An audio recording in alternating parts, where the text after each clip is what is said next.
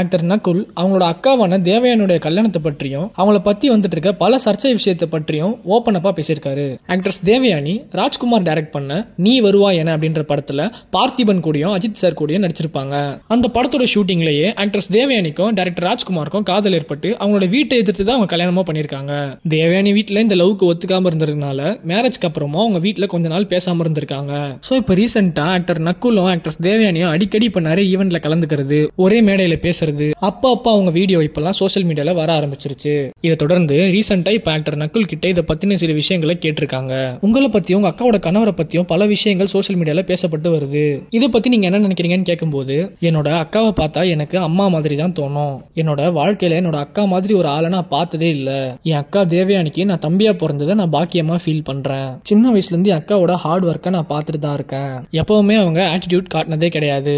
You are my best அக்கா அப்படின்ட்டு நக்குல் அவங்க அக்காவை பாராட்டி பேசியிருந்தாரு. எனக்கும் எங்க அக்காவுக்கும் சண்டை. ராஜகுமாரனை மேரேஜ் பண்ணிக்கிட்டதுனால நக்குலுக்கு பிடிக்கல. அதனால அவங்க அக்காவை குடும்பத்தை விட்டு ஒதுக்கி வச்சுட்டாங்க அப்படின்லாம் கமெண்ட் பாக்ஸ்ல கமெண்ட் போட்டுட்டு இருக்காங்க. அது மட்டும் இல்லாம என் மனைவி ஸ்ருதி தான் அக்காவையும் தம்பியும் பிரிச்சுட்டாங்க. அதெல்லாம் கேட்கும்போது முதல்ல எனக்கு கோவம் தான் வந்துச்சு. ஆனா இப்ப அதெல்லாம் கேட்டா என்னடா சீரியல் போல பேசுறீங்க அப்படின்னு தான் தோணுது. சோ இந்த மாதிரி நிறைய விஷயங்கள் வந்துட்டு தான் இருக்கு. அதை பத்தி நான் எதுவுமே பெருசா கேர் பண்ணிக்கிறதே இல்லை அப்படின்ட்டு ஆக்டர் நக்குல் சொல்லியிருக்காரு. இதை பத்தி நீங்க என்ன நினைக்கிறீங்கன்னு கமெண்ட் பண்ணுங்க. வீடியோ பிடிச்சிருந்தா லைக் பண்ணுங்க, கமெண்ட் பண்ணுங்க, ஷேர் பண்ணுங்க, சப்ஸ்கிரைப் பண்ணுங்க. மறக்காம பக்கத்துல இருக்க பெல் ஐகானை கிளிக் பண்ணுங்க.